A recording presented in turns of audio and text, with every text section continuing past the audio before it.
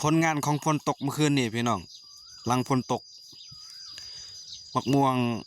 ล้นเต็มพื้นเลยพี่น้องนี่เต็มพื้นดินเลยนี่เก็บจนเต็มทุ่งหิวเลยพี่น้อง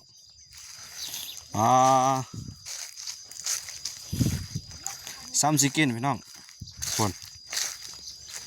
เก็บจนบ่หมดมาเด้อใครอยากมาเอาเด้อมะม่วงอะไรเธอมะม่วงเอิกร่อง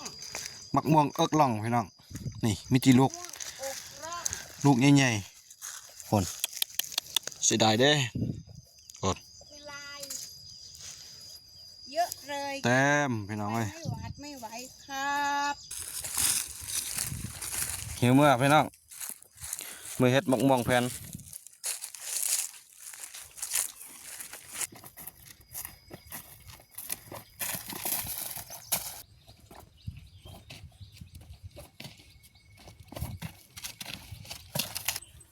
พี่น้อง